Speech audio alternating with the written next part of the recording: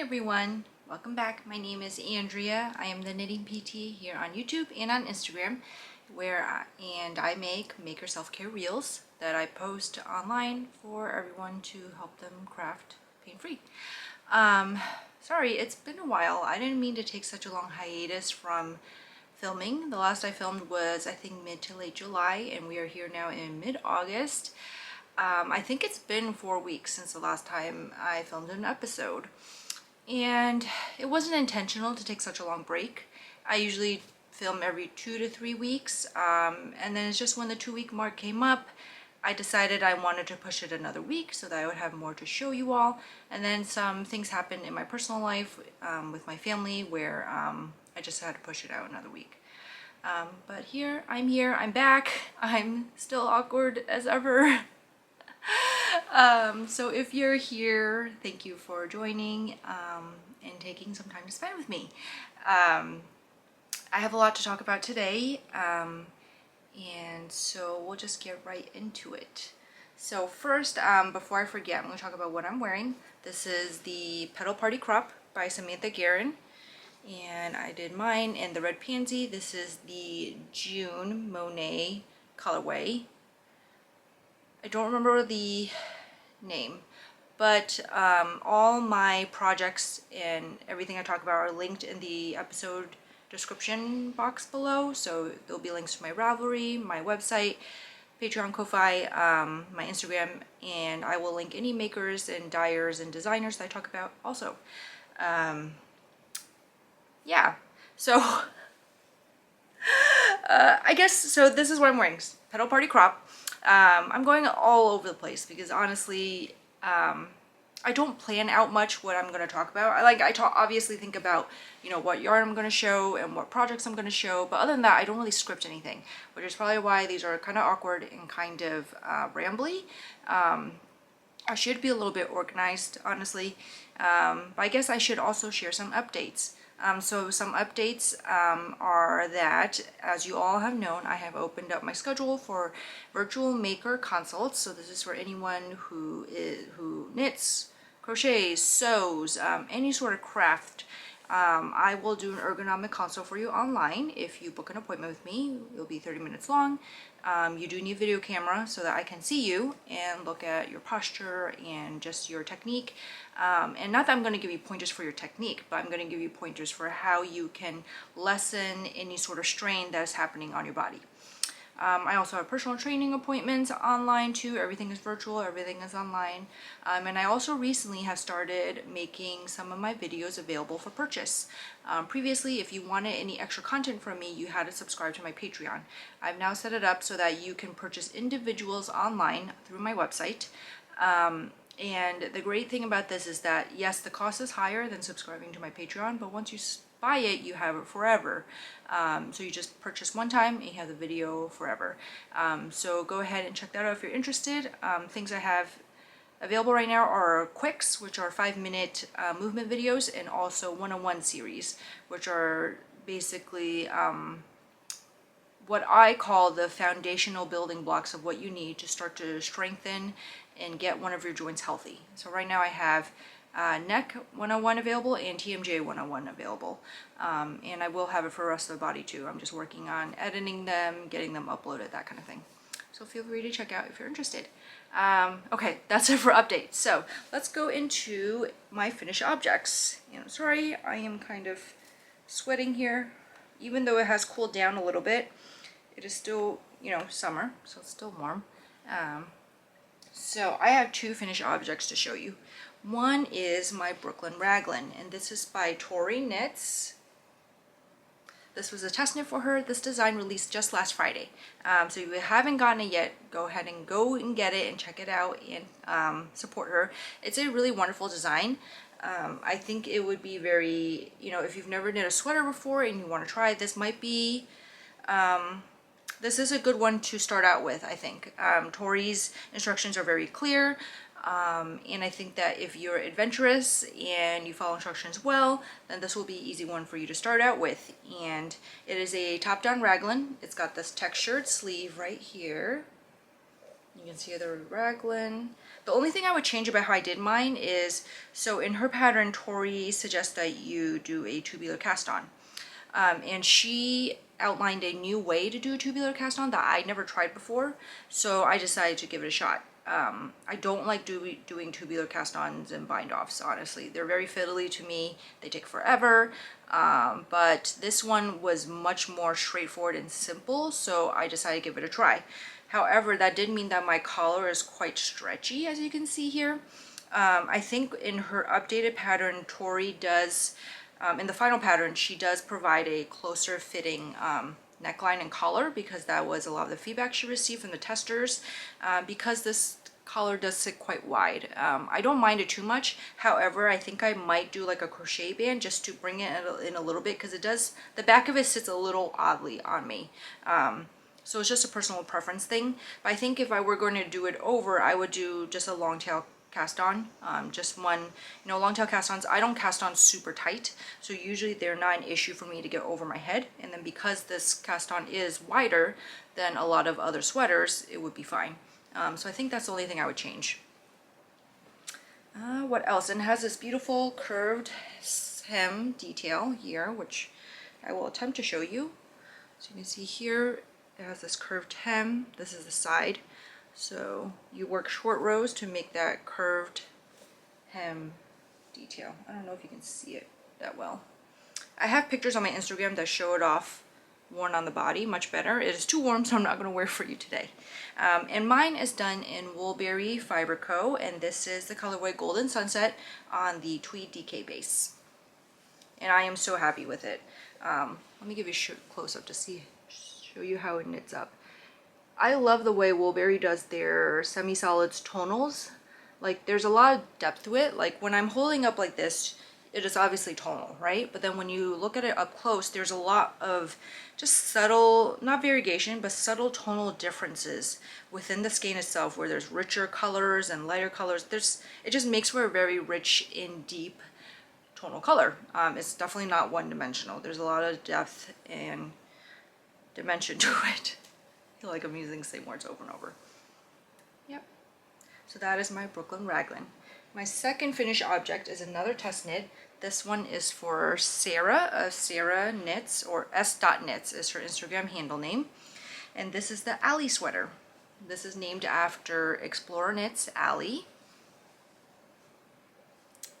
So this is a absolutely beautiful and stunning colorwork design. It's a colorwork yoke with this diamond motif. And the cuff also has the diamond motif and then a contrast here.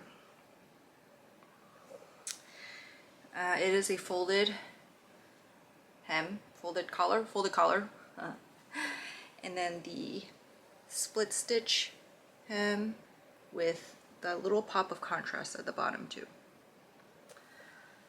So the yarn I used is, again, Woolberry Fiber Co. This pale, I call it a peachy rosy pink.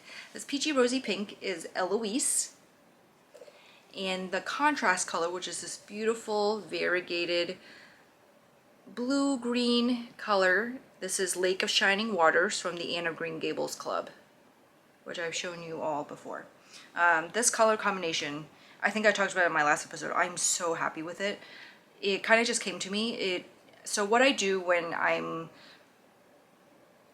picking yarn for my garments, especially if it's color work, is that I will I start with what I know I have enough of sweater quantity in for the main color. And from there I pick out contrasts. And I usually try to use single skeins for my contrasts because I don't want to break up a sweater quantity set if I don't have to. And then I lay it all out and I just look at what goes well together. And this combination just jumped out at me and I'm so happy with it. So absolutely happy.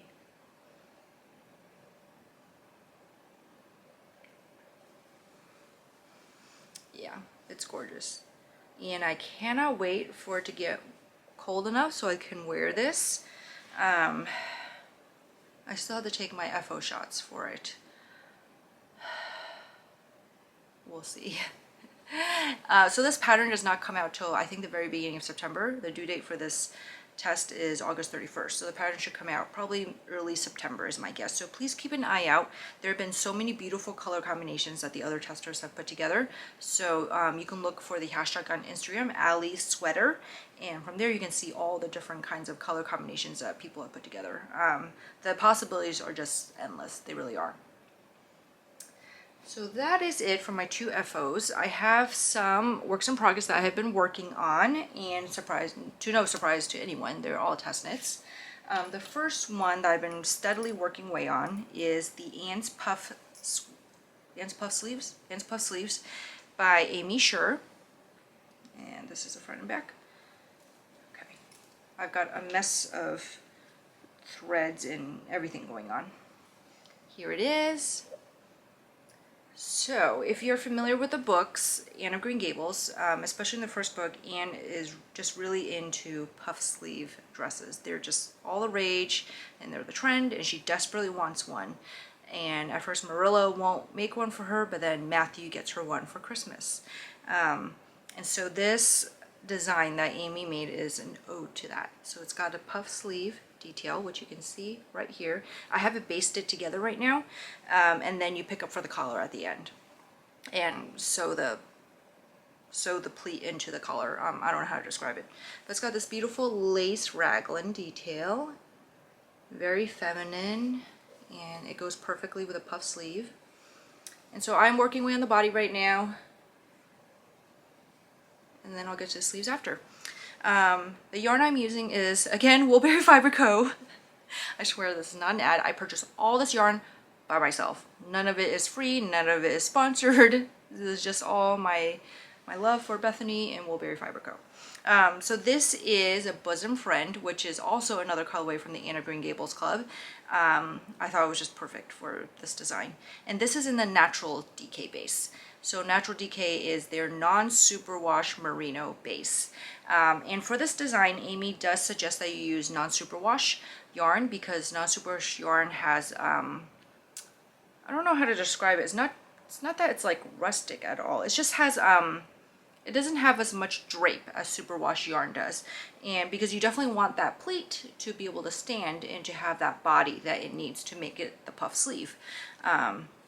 I have been loving working with the Natural DK. This is my first time working with non-superwash yarn, I believe. Yes. And it's just so soft. You know, I wouldn't have been able to tell the difference if you hadn't told me. The fabric it makes is definitely a little bit stiffer. Part of that is just the gauge also. You know, tighter gauge will result in denser and stiffer fabric. But the other part is just that the yarn itself just holds up more. I don't know if I'm saying this correctly. Hopefully you know what I mean. But yeah. And so it is super cute. I'm really excited to have it done. I really have ideas in my head for my finished object photos and what kind of outfit I'm gonna wear for it. Yeah, this is very unlike anything I have in my wardrobe right now, but it's very classy, very elegant.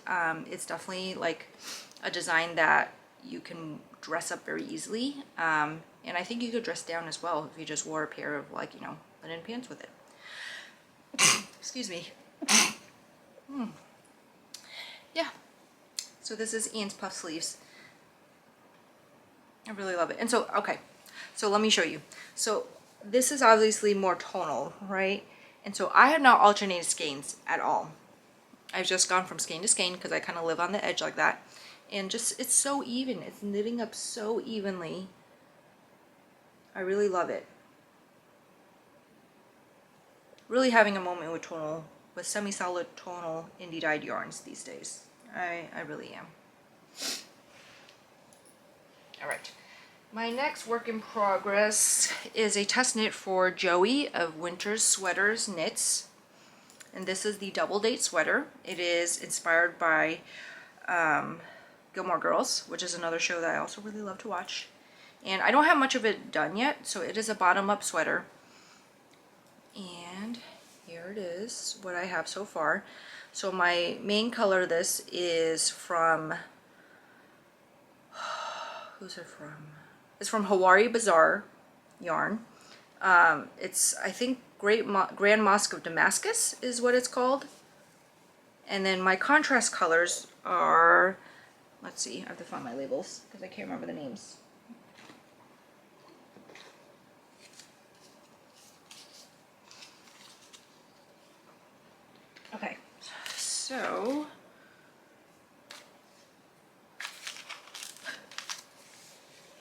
a mess. Okay, I am just going to show you the cakes of yarn because that is much easier. Oh my god, maybe not. Okay, so this is what I think it's called Grand Mosque of Damascus. Hawari Bazaar doesn't do individual yarn bands. She puts the information on like the plastic bag that the yarn comes in. I've since lost the plastic bag. But this is what the yarn looks like. So this is creamy white base with delicate, slight color variation of blues and light, kind of pale taupe and some speckles. And then for my contrast colors, so the design calls for 3 contrast colors that are worked in a motif that look like they're stripes. So my first contrast color is from Plank and Stella, and this is Millennial Toast. This beautiful bright green, almost a neon green. My second one is also Plank and Stella, and this is called Seizure Salad.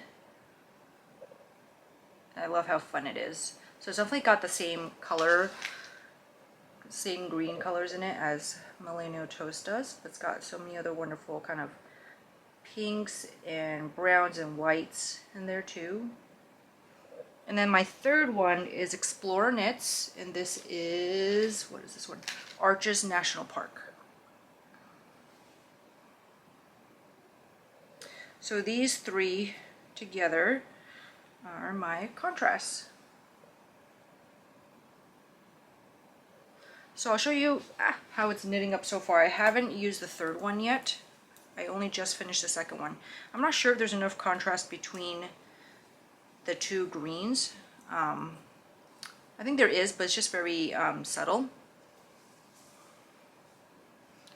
So here this is, you can see Millennial Toast, and this is Seizure Salad. Seizure Salad is very variegated, so it's knitting up quite variegated. But I kind of like it. Yeah. So all my contrasts are fingering weight yarn, and this is a DK weight design. So I'm holding the fingering double to get gauge. Yeah, I'm wondering, I'm not sure if the Seizure Salad has too much white in it because it's blending in a little bit with the main color. But I think it might be enough. You can still get the idea of the stripy sort of motif. You can see it's not actually stripes. It's a pattern, it's a stitch pattern that makes it look like stripes far away. Yeah. We'll see. I don't think I'm going to veer from my idea. It'll just be not as high contrast of a sweater, I think. But I'm okay with that. Yeah. Let me give you another look. I've just been obviously doing a lot of tonal projects, so I am craving a little bit of color and a little bit of excitement. It's not really excitement. I'm just craving a little bit of color, a little bit something different. And obviously this is very different, right? This is probably the most neon I'm ever gonna get in terms of what I knit up. I'm not a neon person to begin with, but this is as far as I'm gonna go. Yeah, I think it'll be really fun. Yeah, so I'm excited to work that up a little bit more. And then the last test knit I'm working on is one for Samantha Guerin. And this is the, oh shoot, I can't remember their name. For Keeps cardigan. This is a worsted weight cardigan, and I don't have much of it done yet. I've only just finished the back short rows here. So this is the back.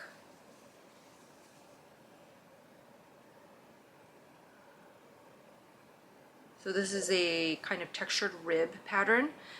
The yarn for this is Woolberry Fiber Co., and this is in Tattered Pages, which is part of her bookshop collection from last fall or winter, I don't remember. Yeah, and this is not contrast. This is just my my provisional cast on, so that's not supposed to be there. It will be gone. Yeah. So yeah, I obviously don't have much of it worked up yet, but hopefully I will get going on that soon. And let me show you Tattered Pages in this skein form. It's this beautiful light tan beige neutral. Yeah, All right, so that is all I'm working on, which is quite a lot and quite a lot to manage. All these tests are due in mid to late September, so I've got to really get going. All right, so now I move on to what I'm now going to call Happy Mail. So this was a suggestion from Stephanie of Edible Thoughts Makes, and another viewer also suggested Yarn Mail. I'm going to go with Happy Mail because I like the feeling that evokes. And this is again related to the kind of tangent I went on last time about talking about consumerism and not wanting to feel like people are watching this will feel like I'm trying to push you to buy yarn or push you to spend. I'm just wanting to share the art that these makers make and share my joy in them. And so I'm now going to call this segment Happy Mail. So I haven't gotten too much Happy Mail in the past 4 weeks, which I know is a big surprise, but it's good. It's good. So let me show you what I have gotten. So first, J'adore Fibers, Shannon, my good friend, she had a Sanrio collection that she came out with a few weeks ago, and the pre-orders for that have now closed, but you can check out her website. She has some leftovers from the collection that are up, and this is also her 1 year anniversary of dyeing yarn, so congratulations, Shannon, for making it 1 year. She does have a sale going on right now, so hopefully it's still going on by the time this uploads, but go check out her shop and take a look at what she's got. And so this is Gudetama, which is the, do I have the sticker? So Shannon was so cute, and she included little stickers of each of the Sanrio characters for the skeins. Let me see if I have Gudetama over here. So Gudetama is, I don't think I have it. I think I hid it away so my kid wouldn't steal it. Gudetama is the little egg yolk character. I just really love him. And so this is Gudetama based on him. And it's this beautiful, rich, yolky yellow. Yeah, I love it. And like, she got new labels too. They're so cute. Look at this. So Gudetama, this is on DK. Yeah. So cute. I also got some more Woolberry. So this is in her Cormo update that she had a few weeks ago. So I've never tried Cormo before, so I decided to take a plunge and give it a try. And I figured, you know, if it ends up being too itchy for me, I can always destash it, right? So this is Berry Cormo, which is 100% non-superwash US Cormo, which is a blend, which is a sheep that I think is a mix of, you know, Corriedale and Merino, I think. I mean, it says 100% US Cormo, so that must mean Cormo is the sheep, right? And not the, I don't know. I don't know that much about fibers. So this is Toffee Chip. And so Berry Cormo is a fingering weight base. So this is 420 yards or 100 grams. Yeah, it's really nice. It's got this really distinct twist to it. Yeah, and it feels pretty soft right now. You know, obviously not as soft as Merino, but it doesn't feel scratchy against my skin. So we'll see. Yeah, so you can obviously see I'm really leaning into fall colors right now too. This beautiful, I don't know how to describe it, caramel brown. Yeah. I'm just showing you single skeins of everything. I mean, I only got one skein of the Gudetama, but I did get enough of this for a garment. And then I also got my pre-order in from Treehouse Knits, and this is from her Gilmore Girls collection. And so the first, I only got one colorway. This is I Smell Snow. And this is beautiful. It is so me too. It's this beautiful white cream base, light variegation of light, kind of lilac blue and greens throughout, and a little bit of slight blushy pink. It's beautiful. So I got a smaller quantity of this, and this is on the sock base. 75% wool, merino, 25% nylon. And then Lauren, who's the dyer behind Treehouse Knits, she was so sweet, and she threw in this extra skein of eucalyptus for me, also on fingering. And they go together so beautifully too. I was so surprised. And in it, she included a note thanking me for my videos and my reels and saying that they really helped her. And like, Lauren, that was really sweet of you. So I think this is like the first time I've ever gotten yarn for free. Like this skein is the first skein I've ever gotten for free. And I mean, it means a lot to me. I never expect anything for free. Like I don't. Like I am here to support everyone and to spend my money on their hard-earned work and yarn and whatever else, you know, other makers and, you know, stitch marker makers, that kind of thing. I never expect anything for free. I don't. And so I was really shocked and really surprised by this present. So Lauren, thank you so much. It really meant a lot to me. It did. And I'm not saying I expect anything for free from now on. Like, this was just such a shock and such a surprise. Yeah, I don't know how to express like how I'm feeling. I think it's just this mixture of, like, I know when I put my reels out, you know, they're obviously out there for free. And I went into this not expecting to get things in return for it. Like, I put out those reels, I started putting out those reels because I just saw that there was a need for them and I wanted to fill that need.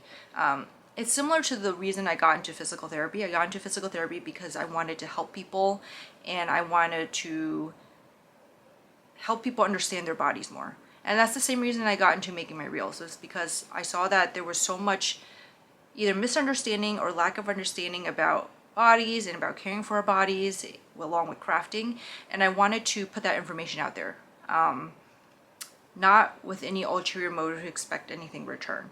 And, you know, morphing into a small business now of, you know, doing consults and providing video resources, that was something kind of, it just happened naturally. Like, if you'd asked me in 2021 when I first started making my reels if this is where I thought I would be now, like, not at all. Like, I literally thought I was just going to make reels and I thought like nobody would even want to watch them. And to like now be sitting here owning my own small business, where I am helping people who want to be helped, and then also like getting a skein of yarn as a gift, like, it blows my mind. And I'm really grateful. I don't take any of it for granted. It's really opened up my eyes to what could be possible with my life in a non-traditional sense. Yeah, like I never in my life thought I would be a small business owner, let alone like, yeah, I don't know.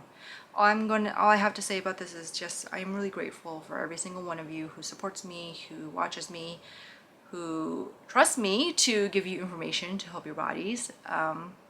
Yeah. Anyway, moving on.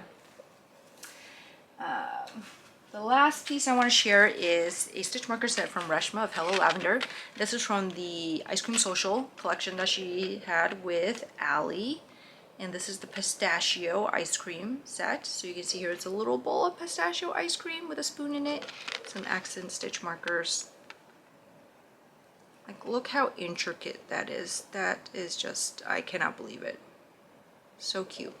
Yeah. Alright, so that is it for my Happy Mail. Alright, so my wellness tip for you this episode is to start off with good posture. And what I mean by that is oftentimes when we sit down to craft, we might just sit down and we might just kind of like start off in a poor position, and we might just think, you know, I'll just sit here for as long as I can, and then when I get uncomfortable, then I'll like try to fix something. So my tip to you is to start off in the best posture that you can. You know, set yourself up for success. It doesn't mean that you're going to stay in that posture the entire time. You know, inevitably we do slouch, we move around, we fiddle around, but starting off in the best posture that you can will just prevent any aches and pains from setting in before they need to, if that makes sense. Like if you start off all scrunched up when you're knitting, then you're going to get some aches and pains sooner than if you start off sitting in good posture. And by good posture, we mean, you know, with your low back supported, your feet supported, shoulders are down, your chin is tucked in slightly, you're not hanging down over your work or anything, and your arms feel supported as well. If you don't know what good posture means, I have plenty of reels that talk about that, and I think in another episode I did go into optimal sitting posture for knitting, which if I can figure out which episode that was, I will link it down below too. So yeah, that's my tip. Set yourself up for success first. You know, don't Don't think that, you know, you'll sit whichever way you want and you'll fix it if it starts to hurt. Like, just start off great. Start off on the best foot forward, right? So yeah, that's my wellness tip for you. And so thank you for watching. Thank you for joining me. It might be another few weeks before I come back and record, because we do have some changes going on in our life, which I will hopefully be able to share with you next time. So until then, you can find me on Instagram. Feel free to leave any comments down here below, and check out my website if you want any more resources. And I'll see you guys in September. Happy knitting!